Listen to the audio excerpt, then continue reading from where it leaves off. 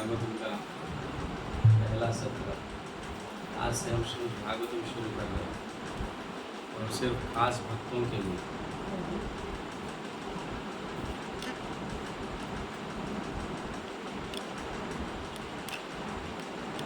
एक को देख के फिर बाहर चले जाएंगे सब।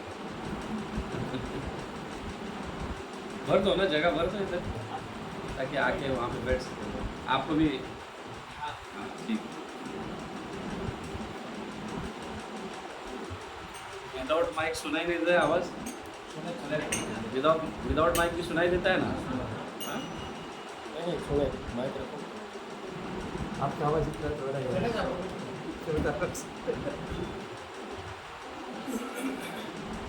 लाइव में है तो अच्छा रहे।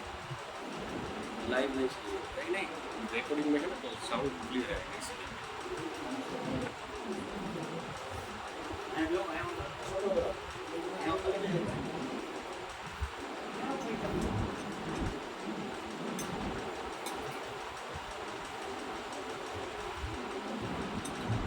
सब सुखी बैठे हैं क्या? कुछ टेंशन है? बैठने में आपत्ति वगैरह? हरे कृष्ण। ओम नमो भगवते वासुदेवाय। ओम नमो भगवते वासुदेवाय। ओम नमो भगवते वासुदेवाय। ओम नमो भगवते वासुदेवाय। ओम नमो भगवते वासुदेवाय।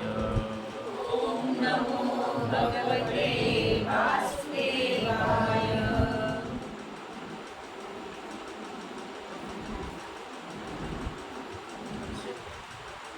श्रीमद् भागवतम का पहला स्कंद है। सभी के पास भागवतम मोबाइल में भी होगा। हाँ।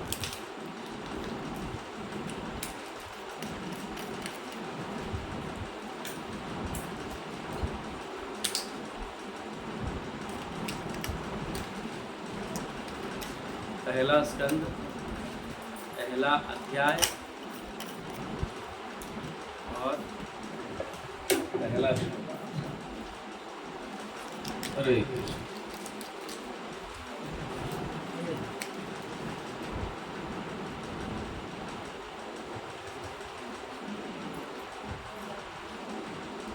तो आज से हम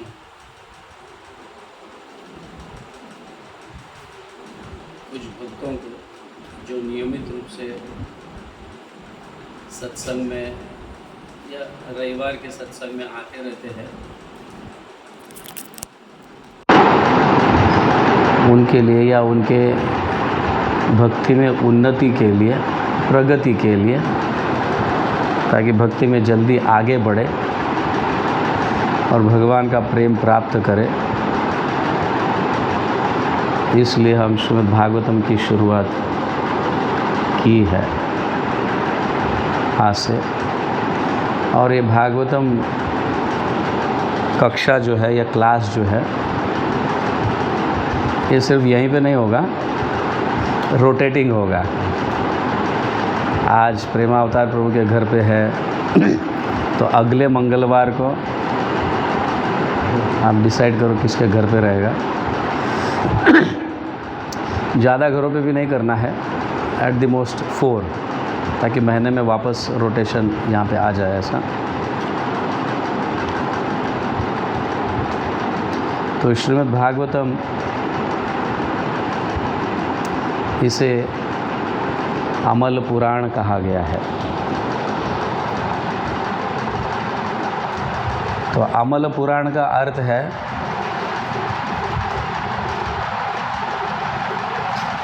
क्या करने से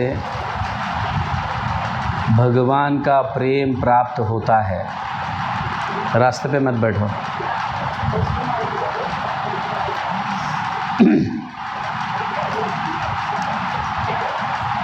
भगवत गीता भी भगवान की वाणी है।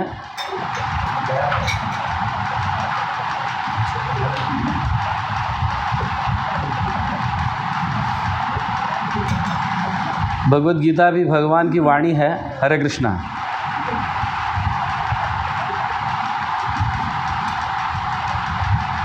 लेकिन श्रीमद् भागवतम भगवान के लीलाओं का ग्रंथ है।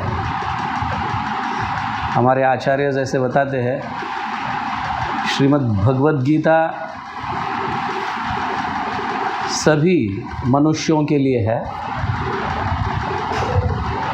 जैसे स्टेज पर कोई व्यक्ति पूरे उस सोसाइटी को कहो या उस राष्ट्र को कहो या उस देश को आदेश देता है या कुछ संदेश देता है और सब लोग सुनते हैं, तो श्रीमद् भगवत गीता सभी मनुष्य जाति के लिए है। कोई देश, काल या कास्ट, इसलिए उसे अमल कहा गया है, सभी के लिए है। तो उससे भी श्रेष्ठ श्रीमद् भागवतम है, क्योंकि वो सभी के लिए नहीं है। जैसे स्टेज पर किसी की व्याख्यान सभी के लिए था,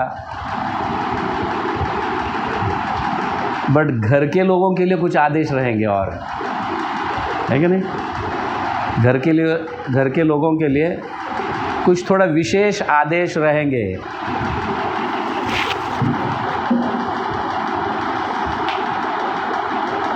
सभी लोगों के लिए कुछ आदेश होता है, जनरल आदेश होता है, और कुछ विशेष लोगों के लिए विशेष आदेश होता है। तो समझो कि घर के लिए है, घर के लोगों के लिए हाँ कुछ विशेष संदेश या उनके भाव वगैरह होते हैं। और उससे भी और निकटतम कौन है? एक व्यक्ति के लिए निकटतम उसकी पत्नी, उसके लिए कुछ आदेश अलग रहेंगे, है ना? और भी कुछ विशेष रहेगा, क्योंकि पत्नी पति के हृदय को समझना या पति पत्नी के हृदय को समझना।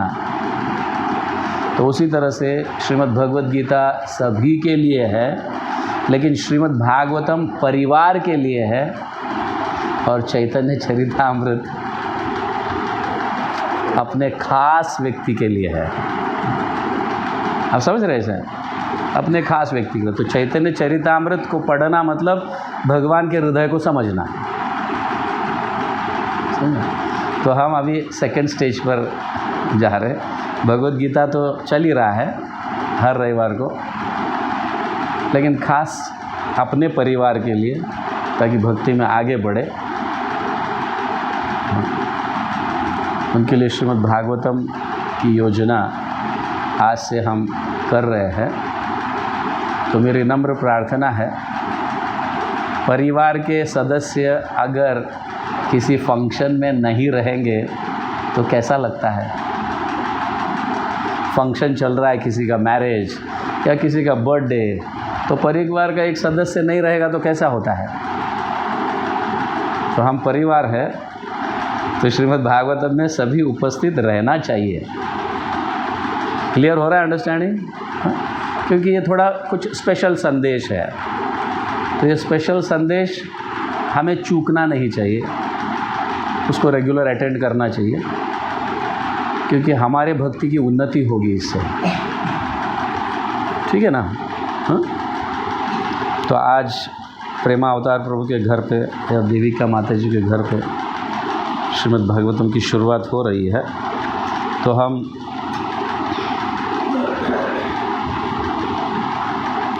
पहले स्कंद का पहला अध्याय और पहला श्लोक चर्चा करने की कोशिश करेंगे हम, या इसको समझने का प्रयास करेंगे।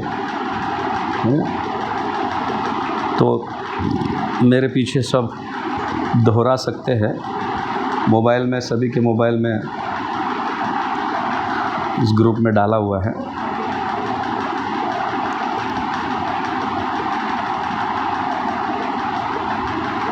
ओम नमो भगवते वासुदेवाय।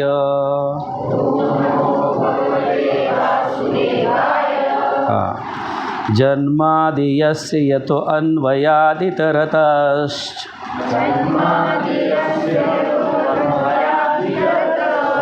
जन्मादेयस्य यतो अन्वयाद् इतरतस्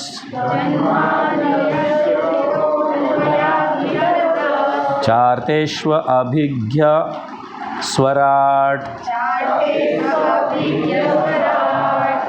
चार्तेष्व अभिज्ञ स्वराट् त्रीने ब्रह्म हृदय आदिकवये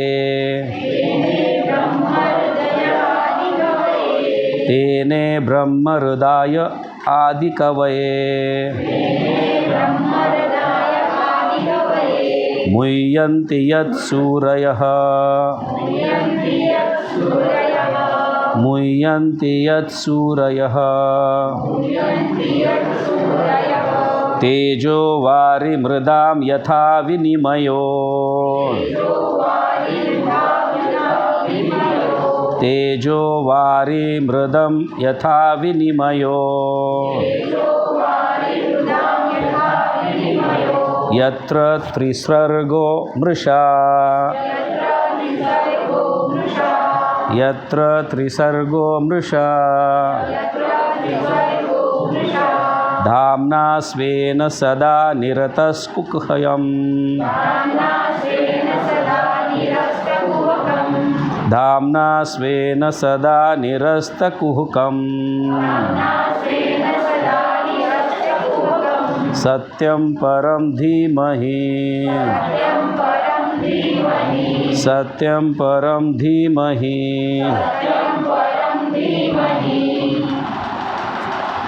एक एक शब्द का अर्थ होगा।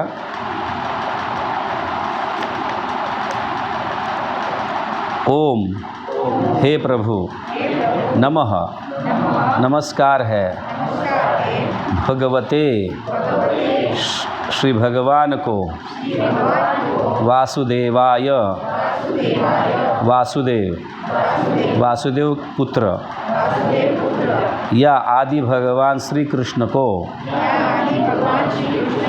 जन्म आदि उत्पत्ति पालन तथा संहार अस्य प्रकट ब्रह्मांडों का यतः जिनसे अन्वयात प्रत्यक्ष रूप से इतरतः प्रत्यक्ष रूप से अप्रत्यक्ष रूप से च तथा अर्थेषु उद्देश्यों में अभिज्ञ पूर्ण रूप से अवगत स्वराट पूर्ण रूप से स्वतंत्र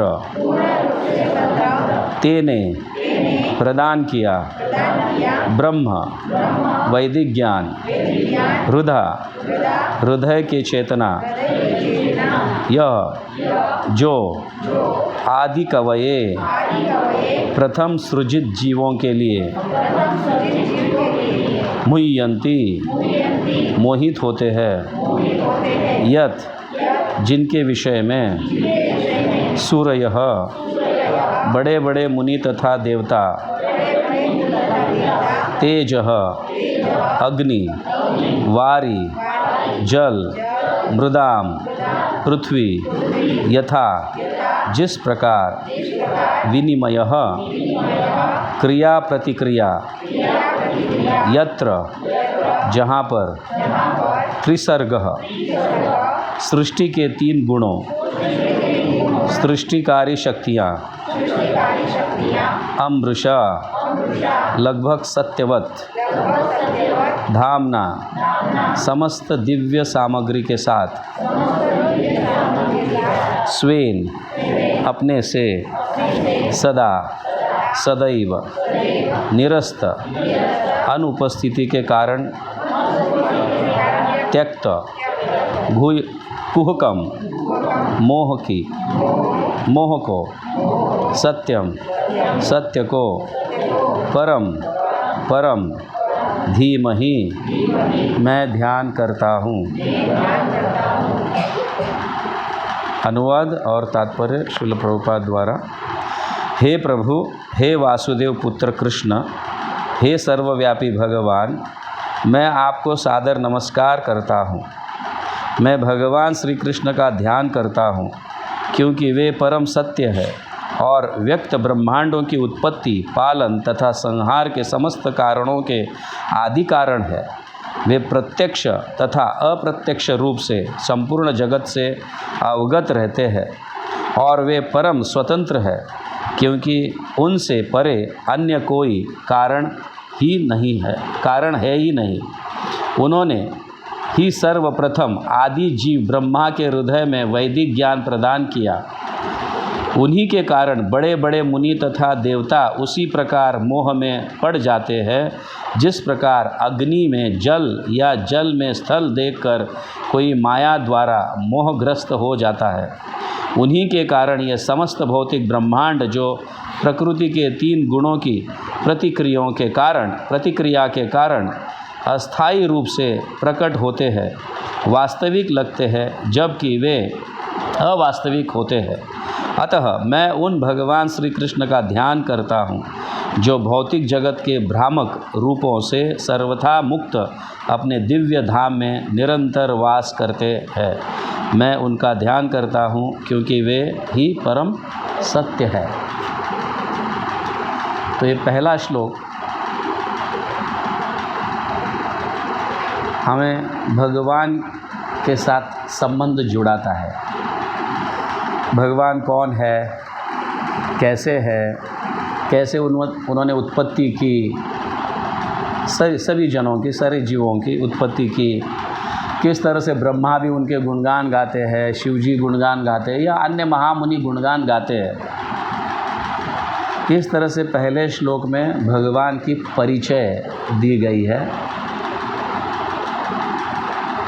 और ये कहा गया है कि वही परम सत्य है। और कौन है वो? वासुदेव कृष्ण या श्री कृष्ण, समझ गए ना? वसुदेव के पुत्र वासुदेव श्री कृष्ण, ये परम सत्य है। श्रीमद् भागवतम के इस श्लोक के तात्पर्य में प्रभुपाद ये भी कहते हैं कि ब्रह्मा जी ब्रह्म संहिता में भगवान श्री कृष्ण के गुणगान करते हैं। उसमें ये भी बताए हैं, ब्रह्म संहिता में ब्रह्मा जी स्वयं गुणगान गा रहे हैं। वो कहते हैं कि आपके अंश के स्वरूप भी है, जो नारायण के रूप में, विष्णु के रूप में रहते हैं, या अन्य ऐसे अवतार भी है, समझ गए ना? लेकिन ये सारों का मूल कारण जो है वो आप है, श्री कृष्ण। मैं उन्हीं का स्मरण करता हूँ। तो ये श्लोक भगवान से हमारा संबंध जुड़ाता है। इसे संबंध ज्ञान कहा गया है। जब हम संबंध ज्ञान मतलब जानते हो ना, हमारा संबंध उस व्यक्ति से क्या है, संबंध ज्ञान। दूसरा श्लोक जो है वो अभिधेय ज्ञान है। अभिधेय मतलब संबंध जुड़ने के बाद उस व्यक्ति के साथ मेरा व्यवहार कैसा होना चाहिए, या उस व्यक्ति को संतुष्ट करने के लिए क्या कार्य करने चाहिए। दूसरा श्लोक अभिधेय ज्ञान बताता है। और तीसरा श्लोक जो है वो प्रयोजन ज्ञान बताता है। ऐसे करने से भगवान हमें क्या देते हैं, क्या होता है, प्रयोजन क्या है, रिजल्ट क्या है, प्रेम, भगवान का प्रेम। जैसे साधारण भाषा में अगर कहा जाए तो कोई व्यक्ति किसी ऑफिस को ज्वाइन करने जा रहा है, इंटरव्यू देता है और सिलेक्ट होता है, तो उसका संबंध उस ऑफिस से या उस कंपनी से जुड़ जाता है। जैसे ही जुड़ जाता है, पहले दिन में ही उसको एक पूरा ऐसा लिस्ट मिलता है कि तुम्हारा ये कार्य है, ये है, ये है, ये है, और शाम को जाने से पहले रिपोर्ट देना, ये कार्य है। उसे अभिधेय कहा गया, समझ गया ना? अपॉइंटमेंट लेटर जो है वो संबंध, बाद में लिस्ट ऑफ एक्टिविटीज़ जो रहेंगे वो अभिधेय, कार्य क्या करना है। तो महीने के अंत में रिज़ल्ट मिलता है कि नहीं, क्या मिलता है, तनख्वाह, सैलरी मिलता है। समझ में आ रहा है ना? तो संबंध ज्ञान, अभिधेय और प्रयोजन, इसको नोट करना। संबंध मतलब भगवान के साथ हमारा संबंध, अभिधेय मतलब भगवान के साथ संबंध जुड़ने के बाद कार्य क्या करने हैं।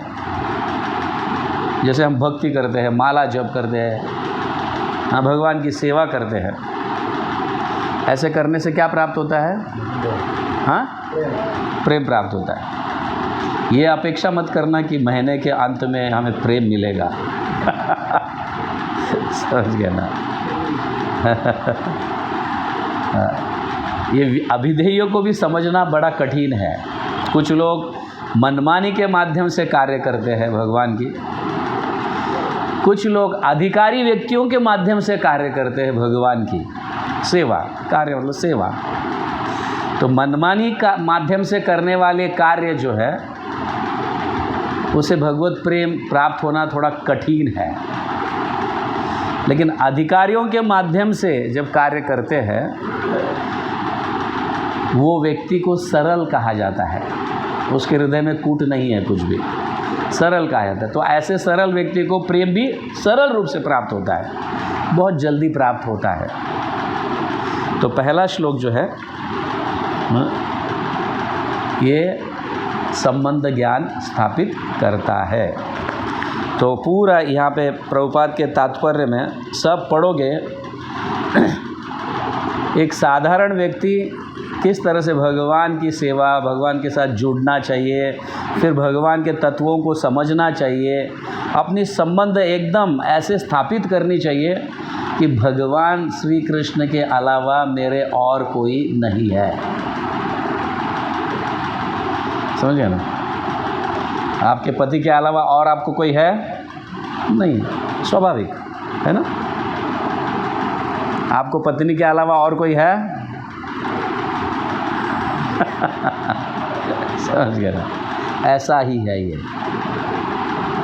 प्रेम उसी को प्राप्त होता है। हमारा संबंध भगवान से घनिष्ठ होना चाहिए, एकदम डीप उतरना चाहिए, तभी प्रेम प्राप्त होता है। नहीं तो साधारण कार्य करते हैं तो उसको, कुछ लोगों को पुण्य फल प्राप्त होता है, कुछ लोगों को हाँ और भी ऊपर के भौतिक जगत के अन्य धामों में जाने की सुविधा प्राप्त होती है, यहाँ तक कि वैकुंठ भी प्राप्त होता है। लेकिन भगवान का प्रेम प्राप्त नहीं होता है। भगवान का प्रेम गोलोक धाम में ही है, वृंदावन में ही है। समझ गए? तो ये श्लोक बहुत महत्वपूर्ण है। तो हमारे आचार्यस जो है श्री वृंदावन दास ठाकुर श्रीमद् भागवतम के विषय में ये बताते हैं, पृथ्वीते यार किचु धर्म नामे चले। पृथ्वीते यार किचु धर्म नामे चले। धर्म के नाम पर पृथ्वी पर बहुत कुछ चल रहा है। समझ गए ना? धर्म के नाम पर बहुत कुछ चल रहा है। धर्म की व्याख्या सभी को पता नहीं है। सब धर्म की व्याख्या अपने अपने मनमानी से करते हैं। यही मेरा धर्म है, यही मेरा धर्म है, ये मैं इस जाति का हूँ, यही मेरा धर्म है, ऐसा समझिए। तो वृंदावन दास ठाकुर कहते हैं, पृथ्वी ते यार किछु धर्म नामे चले, भागवत कहे ताहा परिपूर्ण छले। भागवत ये कहता है जितने भी सो कॉल्ड धर्म है अनेक प्रकार के, वो सब छल कपट से भरा हुआ है। छल कपट से भरा हुआ है। छले भागवत कहे ताह परिपूर्ण। परिपूर्ण, पूर्ण छले नहीं, परिपूर्ण मतलब कुछ गुंजाइश ही नहीं है, इसमें कोई डाउट ही नहीं है, परिपूर्ण छले। सो धर्म के नाम पर जितने कोई चल रहे हैं, हाँ, श्री कृष्ण भगवान के अलावा और भी, ये देवताओं को पूजना, ये देवताओं को पूजना, इसकी पूजा करना, ये मेरा धर्म, ये सब जो है परिपूर्ण छल है। ये भागवतम कह रहा है, समझ गए। तो ऐसे करने से हमें भगवत प्रेम प्राप्त नहीं होता। इसीलिए यहाँ पे अभी देखो, जनरल टॉक में है, स्टेज पर अगर मिनिस्टर कुछ बातें कर रहा है तो ऐसी बातें नहीं करेगा, है ना। साधारण मनुष्य अच्छा रहना चाहिए, ये करना चाहिए, वो करना चाहिए, वो करना चाहिए, ऐसी बातें होती है। बट वही व्यक्ति अपने घर में कुछ नियम लागू करेगा, समझ गए ना, इससे भी अच्छा कार्य ये है, समझ गए। वो जनरल पब्लिक के लिए है, इससे भी अच्छा कार्य ये है। तो वृंदावन दास ठाकुर हम सभी को अपना परिवार समझकर वो हमें आगाह कर रहे हैं कि धर्म के नाम पर पृथ्वी पर जो जो चल रहा है वो सब छल है, समझ गए ना। धर्म के नाम पर जो जो चल रहा है वो सब छल है, परिपूर्ण छल है, समझ। तो हमारा विश्वास श्रीमद् भागवतम में कैसा होना चाहिए ये देखिए, आप डिसाइड कर सकते हैं, समझे ना। और श्रीमद् भागवतम जो है ऐसा नहीं कि 7 दिन के लिए सुना, जैसे भागवत सप्ताह होते हैं, 7 दिन के लिए भागवत कथा, लोग तो भीड़ इकट्ठा हो जाती है, समझ गए ना, जनरल पब्लिक के जैसा होता है कि नहीं। हजारों लोगों में से 1000, 2000, 3000 जनरल पब्लिक रहता है, पूरा भागवत कथा सुनने आता है। कि यह भागवत कथा उनके लिए है, परिवार के लोगों के लिए है, क्योंकि यहाँ पे विशेष कुछ संदेश दिया जा रहा है। भागवत कथा में कुछ अपने लोगों को विशेष संदेश दिया जा रहा है, इसीलिए लोग भागवत कथा आते हैं, 7 दिन के बाद वापस वही कार्य चालू हो जाता है उनका। वो विशेष संदेश भी बहुत लाइटली लेते हैं, समझिए, बहुत लाइटली लेते हैं। तो हमारे आचार्य आगाह करते हैं, तो ये सिर्फ अपने परिवार के लिए है और विशेष संदेश है, और इसको पालन करेंगे, इसको अपनाने लगेंगे अपने जीवन में, तो सुनिश्चित भगवान का प्रेम प्राप्त होगा, सुनिश्चित प्राप्त होगा। तो यहाँ वृंदावन दास ठाकुर इस तरह से कहते हैं।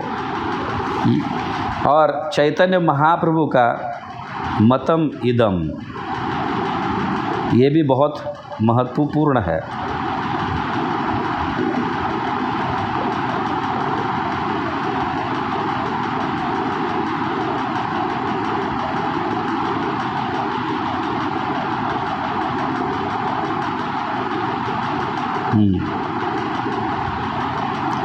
आराध्यो भगवान व्रजेश तनयस्तद्धाम वृंदावनम। भागवतम हमें कहाँ लेके जाता है, यह चैतन्य महाप्रभु बता रहे हैं, समझ गए ना। विशेष अपने परिवार को हमें कहाँ ले जाना है, सारे जनरल पब्लिक को ले जाओगे वहाँ पे, अपना टिकट, अपना पैसा खर्चा कर कर, अपना एनर्जी खर्चा कर कर ले, अपने लोगों के लिए है ये, समझे। तो यहाँ पे आराध्य भगवान व्रजेश तनय तद्धाम वृंदावनम। हमारे आराध्य भगवान कौन है? व्रजेश तनया, नंद महाराज के पुत्र। कौन? श्री कृष्ण। हाँ? और वो कहाँ रहते हैं? तद्धाम वृंदावनम, वृंदावन में रहते हैं। उनका स्थान, उनका घर और वो परिवार वृंदावन में रहता है। तो हम भी अगर उस परिवार के बनना है तो हमें क्या करना पड़ेगा? वहाँ के लोग भगवान की सेवा कैसे करते हैं, किस भाव से करते हैं, वो सीखने के लिए हमें वृंदावन जाना है, और उसको सीख तब जाके वृंदावन में स्थान मिलता है, समझ गया? नहीं तो ऐसे ही कोई ब्रजवासी नहीं बनता है, समझ गया? वृंदावन में ऐसा कोई नहीं चाहता है। रम्या काचिद उपासन व्रजवधु वर्गेण या कल्पिता।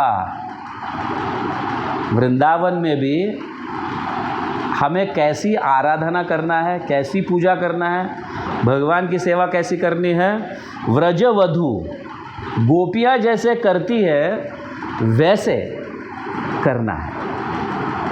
उनका जो भाव है वो भाव को प्राप्त करना है। क्या श्लोक मैं भेज देता हूँ, थोड़ा मोबाइल स्विच ऑफ कर दीजिए सब ने। आराध्य भगवान व्रजेश तनय तद्धाम वृंदावनम रम्या काचित उपासना व्रजवधु वर्गेण या कल्पिता। समझ गए ना?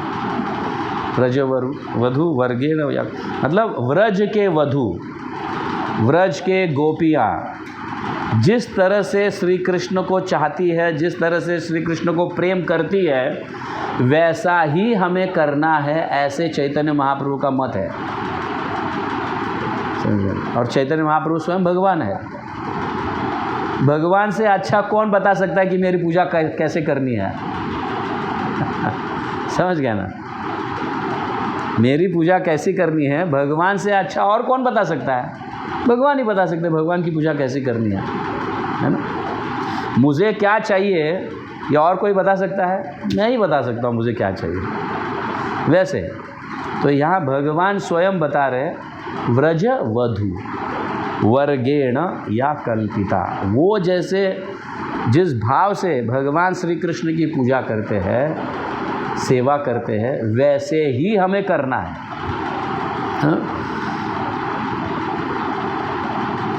आगे क्या करें? श्रीमद् भागवतम चैतन्य महाप्रभु है, तो ये कौन सिखाएगा? श्रीमद् भागवतम। कैसे भगवान की सेवा करनी है कौन सिखाएगा? श्रीमद् भागवतम। भगवान तो जनरल इंस्ट्रक्शन दिए, सर्वधर्म परित्याग माम एकम शरण। आने के लिए बोला, आने के बाद क्या? शरण तो आया, फिर क्या? समझ गए ना? क्या शरण आया भगवान तुम्हारे, अब क्या? प्रश्न उठता है कि नहीं शरण आने के बाद? क्या शरण गया ख़त्म हो गया है, ऐसा है? शरण आने के बाद क्या? तो भगवान स्वयं कहते हैं, अभी यहाँ पे कह रहे हैं शरण आने के बाद करना क्या है? श्रीमद् भागवतम प्रमाणम। श्रीमद् भागवत प्रमाण है, प्रूफ है, प्रमाणम।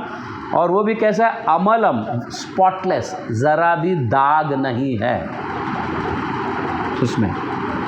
श्रीमद् भागवतम में ज़रा भी दाग नहीं है। समझ गया ना? कोई उंगली उठा के नहीं बोल सकता तो ऐसा क्यों कर रहा है। जो व्यक्ति श्रीमद् भागवतम को अपने जीवन में उतारा है तो उसे दोष लग जाता है फिर। तो क्या है? श्रीमद् भागवतम प्रमाणम अमलम प्रेम पुमानो। प्रेम पुमा अर्थो महान। प्रेम अर्थ, हम बोलते अर्थहीन। अर्थ, कोई भी कार्य करते उसका कुछ अर्थ होना चाहिए, उसका रिजल्ट होना चाहिए, है ना? अर्थहीन कार्य करते हैं हम। हाँ, प्रत्येक व्यक्ति ये सोचता है कि ये कार्य करने से मुझे लाभ क्या, नहीं तो वह अर्थहीन कार्य हो जाता है या नुकसान प्राप्त होता है। तो क्या?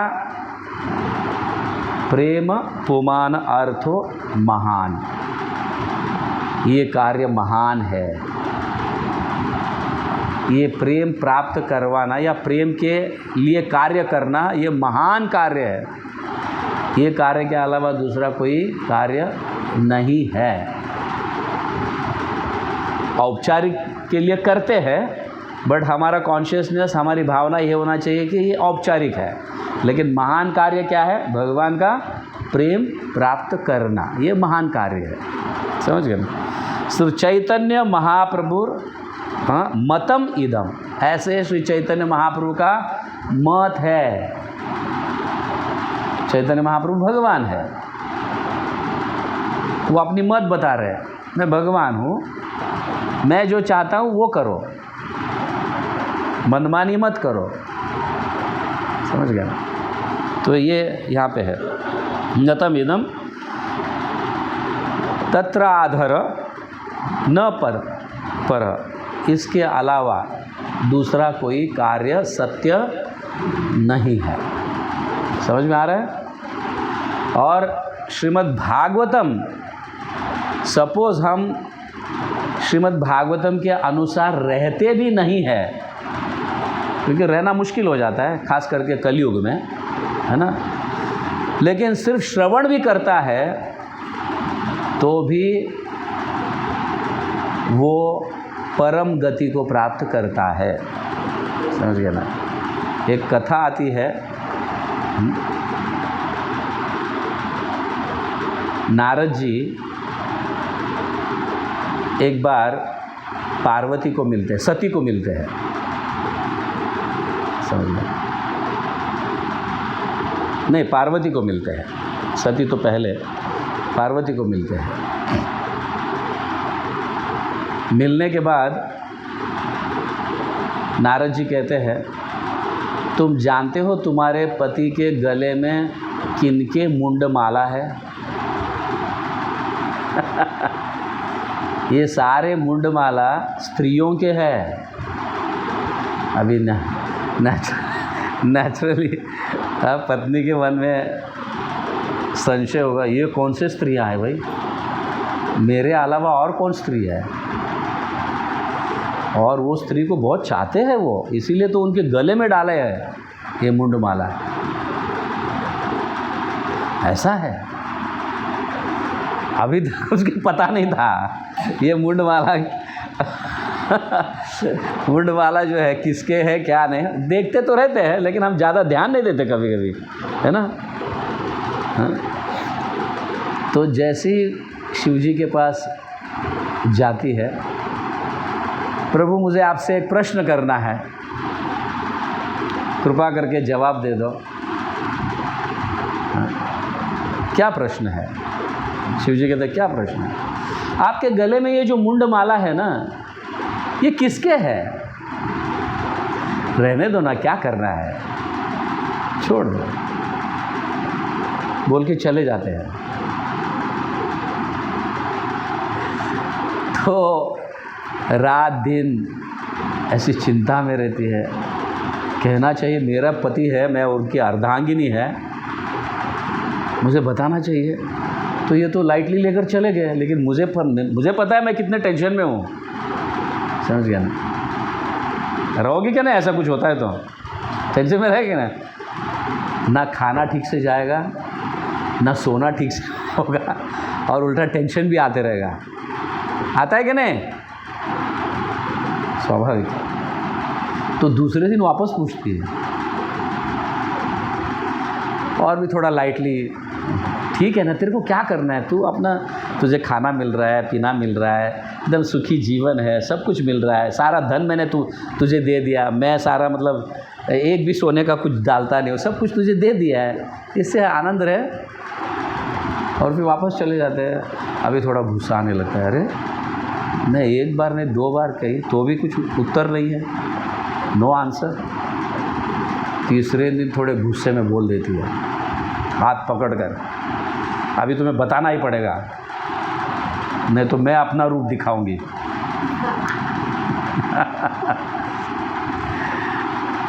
फिर शिव जी बताते हैं तब कि पार्वती ये कोई नहीं है, तू ही है जो पूर्व जन्म में मैं तुझसे इतना प्रेम करता हूँ कि तेरे शरीर को भी मैं त्याग नहीं सकता। समझ गया? इसलिए तेरे मुंड माला मैं अपने गले में डाला हूँ। तू कभी गौरी थी, तो कभी सती थी, तो कभी कुछ और थी, ऐसे इतने जन्मों से। तो उसके मन में और एक प्रश्न आ जाता है कि मैं इतने बार अपने देह को त्यागी और आप नहीं त्यागे, क्यों? क्या कारण है? ये स्वाभाविक है ना, है कि नहीं? ऐसा तो कोई पुरुष नहीं है इस दुनिया में कि वो अपने स्त्री को उसके मरने के बाद वापस वो स्त्री जन्म लेगी, बड़ी होगी, फिर वापस वो व्यक्ति ब्याह करेगा, वापस वो मरेगी, वापस वो ब्याह करेगा, वापस मरेगी, वापस ब्याह करेगा, ऐसा चेन चलते हैं। तो तब तक तो ये व्यक्ति बूढ़ा होना चाहिए, या तो मर भी जाना चाहिए, या उसका भी दूसरा जन्म होना चाहिए, कुछ तो ऐसा होना चाहिए। तो ये बहुत बड़ा प्रश्न उठ जाता है उनके मन में, पार्वती के मन में, ये ऐसा क्यों? मैं इतने बार शरीर को त्यागा, मुंड की माला तो यहाँ तक लटक रहा है, ऐसा नहीं कि 1-2 डाला है बहुत सारे डाले हुए हैं। तो कितने जन्म है, 1 2 3 4 5 गिनते रहिए, मेरे इतने जन्म हुए और आपका यही है? हाँ, तो क्या कारण है? मैंने अमर कथा सुनी है। समझ गए ना? मैंने अमर कथा सुनी है, ये कथा को सुनकर मैं अमर बन गया, तो अब मुझे भी सुना, मैं भी ऐसा रहना चाहती हूँ। पार्वती कहती है मैं भी ऐसा रहना चाहती हूँ, मैं भी अमर बनना चाहती हूँ आपके साथ, मुझे पुनः शरीर को त्यागना नहीं है। तो ठीक है, ये कथा सिर्फ तुम्हारे लिए है और किसी के लिए नहीं है। आप समझ रहे हैं? श्रीमद् भागवतम को पहले अमर कथा कहा जाता था, तो कथा, भागवत कथा सुनने से व्यक्ति अमर बन जाता है। समझ गया ना? हाँ? तो शिव जी कथा सुनाने लगे। कहाँ पे? वो एक बड़े वट वृक्ष के नीचे बैठ जाते हैं, पार्वती भी बैठती है।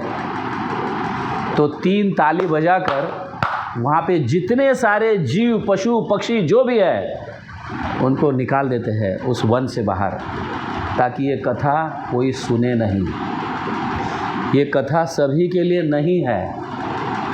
मैं प्रिय, मतलब एक प्रेम से मैं आपको ये कथा सुना रहा हूँ, तो ये कथा सुनते समय कोई भी नहीं होना चाहिए। इसलिए 3 ताली बजाकर सारे पक्षी, पशु सब को वहाँ से भगा देते, ताकि ये कथा कोई सुने नहीं, सिर्फ पार्वती सुने। तो पार्वती बैठ जाती है सामने और भगवान कथा प्रारंभ कर देते हैं, आंखें बंद कर कर। वो प्रारंभ करने से पहले पार्वती को कहते हैं, क्योंकि मैं तो समाधि में जाऊंगा, समझ गया, और तुम सुन रही हो या नहीं ये मुझे कैसे पता चलेगा, इसलिए मैं जब करता हूँ कथा, कुछ बोलते रहता हूँ, तो मैं सुनने का ध्वनि ऐसा ही बोलना है, तब मुझे पता चले कि तुम सुन रही हो। क्योंकि वो समाधि में जाएंगे, आंखें बंद कर कर भगवान का स्मरण कर कर भगवान की कथा कहने लगेंगे, तो आंखें खोलेंगे तो फिर वह कथा में डिस्टर्बेंस आ जाएगा, है ना। इसलिए वो समाधि में जाते हैं, लेकिन मेरे कान जो है इससे पता चलता है कि तुम सुन रही हो। तो पार्वती एग्री हो जाती है, यस यस ठीक है, मैं कहूँगी। तो भगवान समाधि में जाते हैं, भगवान शिव समाधि में जाते हैं और कथा प्रारंभ करते हैं। और पार्वती ऐसे कह रही है, ठीक है। पहला स्कंद हो जाता है, दूसरा स्कंद हो जाता है, तीसरा स्कंद चलते रहता है, 10वें स्कंद तक चला जाता है। पार्वती सुन रही है ध्यान पर, क्योंकि उसमें स्टोरीज है। 11वें स्कंद में और 12वें स्कंद में टोटली फिलॉसफी भरा हुआ है। क्योंकि स्त्रियों का मन भी जो है ना बच्चों के जैसा होता है, स्टोरीज सुनने में अच्छा लगता है, बच्चों को स्टोरीज सुनने में अच्छा लगता है। फिलॉसफी बताओ वो सोने लगेगा और समझ में ही नहीं आएगा। तो पार्वती 10वें स्कंद तक बहुत सुंदर रूप से सुनी, और जैसे ही 11वां स्कंद शुरू हुआ, अच्छा ऐसा आवाज़ तो नहीं आया जो शिव जी को पता चले मैं हमारी बात कर रहा हूँ। पार्वती सो गई, धीरे धीरे उसे नींद, आंखें लाल हो गए और आंखें आधे हो रही है, थोड़ा ऐसे ऐसे अनुभव है, ऐसा है ना। कथा सुनो, आप देखो जब हज़ारों लोगों की कथा हो रही है ना, एक वक्ता और 1000 लोग बैठे, उनमें से तो फर्स्ट बेंचर ही सुनते हैं, बाकी सब तो सो जाते हैं। फर्स्ट बेंच में जो बैठे हुए हैं वही ठीक से सुनते हैं, बाकी सब सो जाते हैं। ऐसी अवस्था यहाँ पे भी हुई थी, समझ गया। लेकिन हुआ क्या कि उस पेड़ पे सारे पक्षियाँ तो चले गए, एक तोता अंडा डाला हुआ था।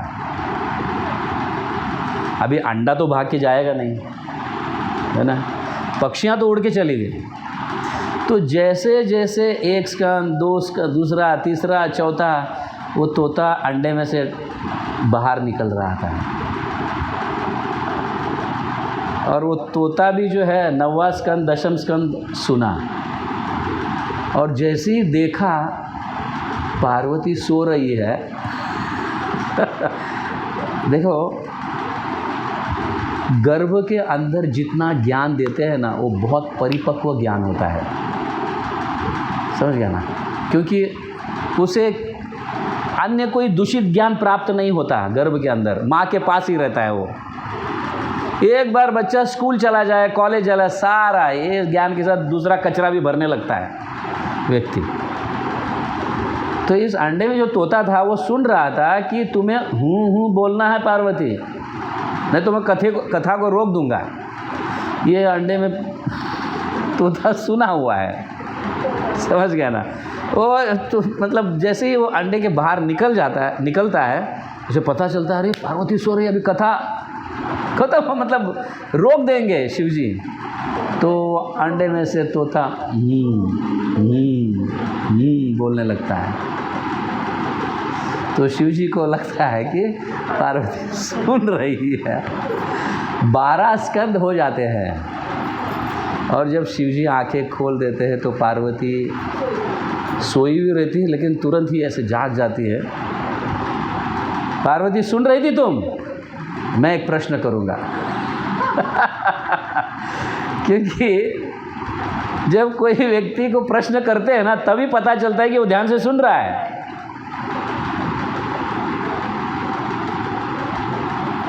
बराबर है कि नहीं तो जो सोने वाला है या आंखें खुली है लेकिन सो रहा है, ऐसे भी कुछ लोग हैं जो आंखें खुले आंखें में सोते रहते हैं, पता नहीं कहाँ कहाँ जाते हैं, स्वर्ग भी पहुंच जाते हैं।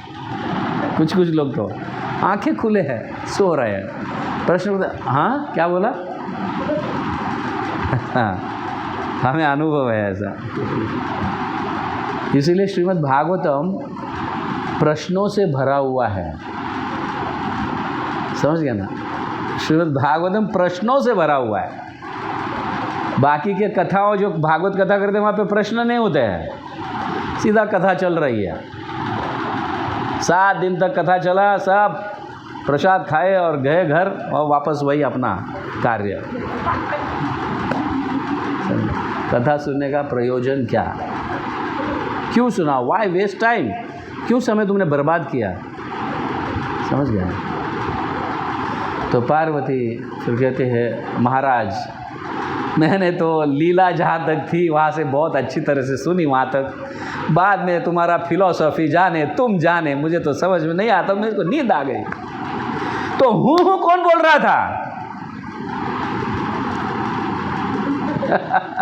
क्योंकि सोने के बाद भी तो आवाज़ शिव जी को आवाज़ आ रही थी। यहाँ है कौन? देखते हैं तो वहाँ पे तोते का बच्चा।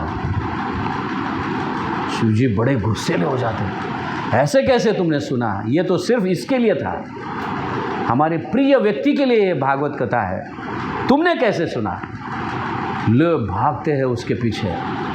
तोता उड़ रहा है डर के मारे, शिव जी की आंखें लाल क्रोधित, त्रिशूल निकालते हैं मारने के लिए। शिव जी भागते हैं, तोता भागता है आगे। भागते रहते हैं दोनों भी। और यहाँ पे व्यासदेव की पत्नी, जहाँ पे व्यासदेव भी उसको कथा भगवान की थोड़ी कुछ सुना रहे, वहाँ पे भी सोई रहती है। हाँ करके एक कुछ लोगों का मुंह खुला रख के सोते हैं, कुछ लोग आंखें खुला रख कर सोते हैं, कुछ लोग मुंह खुला रख के सोते हैं। तो ऐसे व्यासदेव की पत्नी सो गई। बचने का दूसरा कोई रास्ता नहीं था, कहीं पे भी जाओ शिव जी आ जाएंगे। तो तोता व्यासदेव के पत्नी के मुंह के अंदर चले जाते हैं और सीधा वहाँ से गर्भ के अंदर चले जाते हैं। शिव जी भागते भागते व्यासदेव के कुटिया में आ जाते हैं। समझ गए? कहाँ है वो तोता, कहाँ है वो तोता, वो शिव कहाँ है? व्यासदेव बोलते हैं क्यों चाहिए? उसने भागवत कथा सुनी है और मैंने आज्ञा दिया था कोई नहीं सुनेगा, फिर भी ये छुप कर सुन रहा था। अभी भागवत कथा सुना है तो अमर बनेगा ना महाराज, आप क्यों मार रहे हो उसको?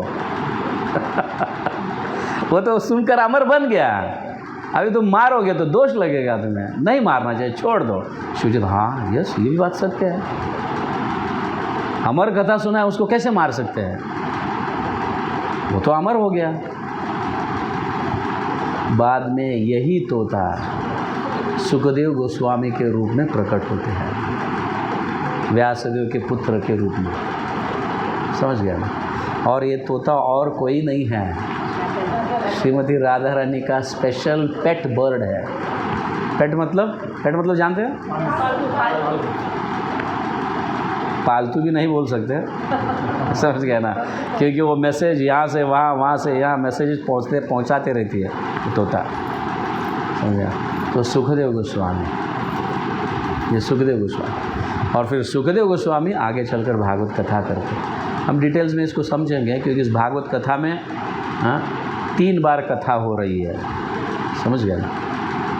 3 बार कथा हो रही है। व्यासदेव सुखदेव को, सुखदेव परीक्षित महाराज को, और फिर सूत गोस्वामी नैमिषारण्य के ऋषियों को। ये डिटेल्स में हम चर्चा करेंगे।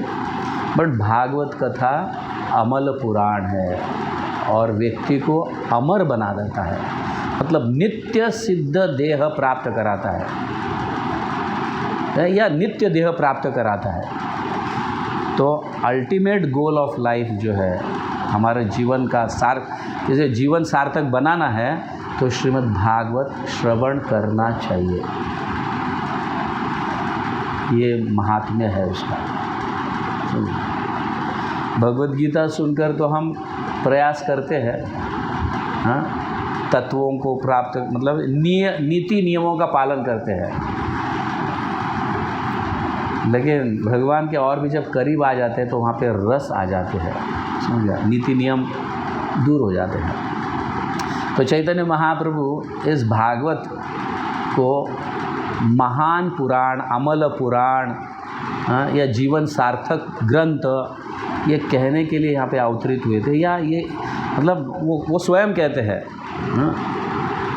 भक्त भाव आमी करीमो भक्त भाव अंगीकार, आमी आचरी भक्ति सिखाऊँ सवार। मैं पहले भक्ति को अपनाऊंगा, अंगीकार करूंगा और दूसरों को भक्ति सिखाऊंगा। समझ गए? इसलिए चैतन्य महाप्रभु यहाँ पे आए, खुद सीखे। उनको सीखने की ज़रूरत नहीं है क्योंकि वो तो स्वयं भगवान है और वो जानते हैं कि लोग जो है सिर्फ विधि के पीछे लगे हुए हैं। शकल जगत मोर करी विधि भक्ति, सारा जगत नियमों का पालन कर रहा है, विधि भक्ति कर रहे हैं।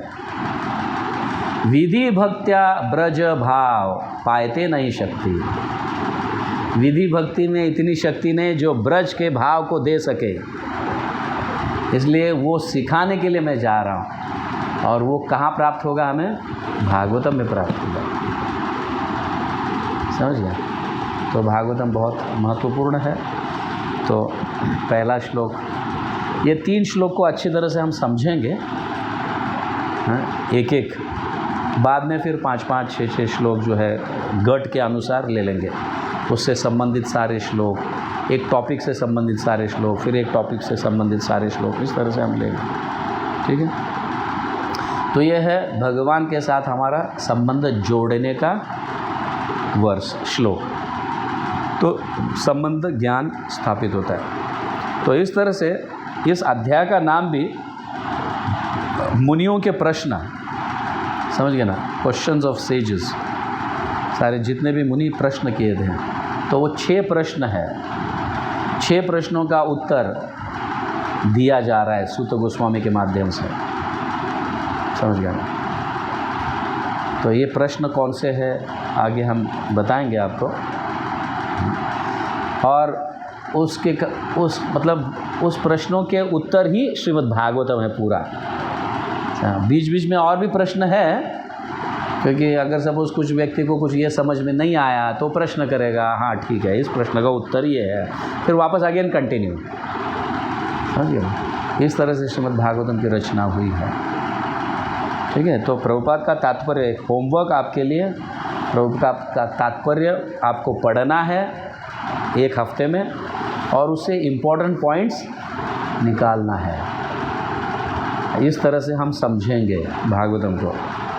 ये कोई साधारण क्लास इसे मत समझना, समझ गए ना?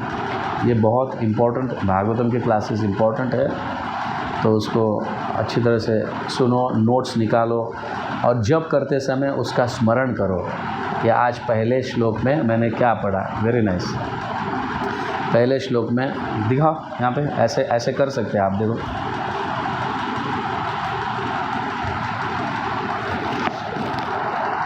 दिख रहा है? This is called actual reading. ऐसे करेंगे तो ही हमें समझ में आएगा। Reading makes man half perfect, writing makes man full perfect. Notes निकालना बहुत ज़रूरी है, तभी हम समझ पाएंगे इसे। ठीक है, अब किसी को कोई प्रश्न है? Any questions? प्रश्न प्रश्न प्रश्न प्रश्न होने दो। नित्यम भागवत सेवा बोलते हो, अगर आज शुरू किया है तो एक दिन आप बोलते हैं ना मंगलवार को मंगलवार, तो बाकी के दिन हम ऑनलाइन कर सकते हैं ना सबके साथ। मुझे दूसरे भी क्लासेस है माता जी समझ गए ना? बेंगलोर डिवोटीज़ के साथ ऑनलाइन क्लासेस है, जमशेदपुर डिवोटीज़ के साथ ऑनलाइन क्लासेस है, उदयपुर डिवोटीज़ के साथ ऑनलाइन क्लासेस है, और अहमदाबाद में तो है ही, और भी बहुत सारे क्लासेस है।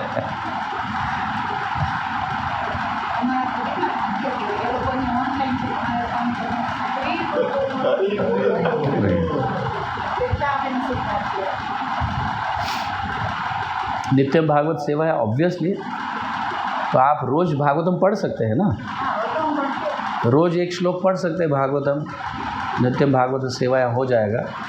और कुछ प्रश्न होता है तो नोट करके यहाँ पे आ सकते हैं, बट हम आगे चलकर एक एक चैप्टर ख़त्म करेंगे स्टोरी वाइज, और उस चैप्टर से क्या सीख है वो बहुत महत्वपूर्ण है। क्योंकि जो भी हमारे आचार्य, खास करके सुखदेव गोस्वामी, व्यासदेव, ये कथा के रूप में इसे समझाए है। कथा के रूप में सिर्फ कथा सुनना नहीं, कथा के रूप में समझाने को उसे समझना है कि हमें इससे क्या लेना है, समझ गया ना? क्या अप्लाई करना है, ये बहुत महत्वपूर्ण है। ठीक है, यस। आपने जो शिव जी वाला और पार्वती जी का जो बताया, वो मतलब उसका वर्णन कहाँ पे है? मतलब अपने ग्रंथों में है, कुछ पुराणों में है, ये है पद्म पुराण, पद्म पुराण में है।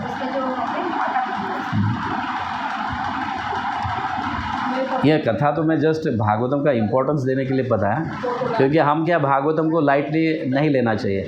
अन्य जैसे हमारे स्कूल के किताब, स्कूल के बुक्स है, या कोई हमारे ऑफिस के बुक्स है, ऐसा लाइटली नहीं है, समझिए। ये क्योंकि ये कथा हमें अमरत्व दिलाता है, समझिए, अमरत्व, एटर्नल, सिद्ध देह तक ले जाता है ये कथा, लेकिन उसको रेगुलर सुनना चाहिए। इसीलिए मैं, जब हमने एक ग्रुप बनाए भागवत क्लास सुरेंद्र नगर का, तो उसमें पर्सनली फ़ोन किए सबको कि आपको आना है रेगुलर तो ही हम ऐड करेंगे, वरना नहीं। सब कभी कभी एक आध बार इमरजेंसी ठीक है। प्रश्न है किसी का? ग्रंथराज श्रीमद् भागवतम की जय, जगत गुरु श्रील प्रभुपाद की जय, गौर प्रेमानंद। यस प्रभु। ये आदि जीव ब्रह्मा जी थोड़ा सा आदि जीव ब्रह्मा जी का उल्लेख किया, वो आदि जीव स्वयं ब्रह्मा, इस ब्रह्मांड के सबसे पहला जीव जो है वो ब्रह्मा जी है, और ब्रह्मा जी ने सबको वापस निर्माण किया है। जीव तो है सब, हम सब जीव, लेकिन हमको बैग्स दिए हैं, human bag, animal bag, bird bag, ये थैली में आत्मा को घुसा दिए है और हम इस थैली में रहते हैं। थैली मीन्स फॉर्म, रूप, अनेक प्रकार के शरीर ब्रह्मा बनाते हैं, लेकिन जीवात्मा भगवान का अंश है। और सारे जीवों में आदि जीव ब्रह्मा जी है, क्योंकि वो भगवान के नाभि से प्रकट हुए हैं। समझ गए? ठीक है। ब्रह्मा के ऐसे माता पिता के मतलब मिलन से ऐसा कुछ उत्पन्न हुआ, ऐसा नहीं, डायरेक्ट भगवान से उत्पन्न हुए ब्रह्मा जी। ठीक है। हरे कृष्ण।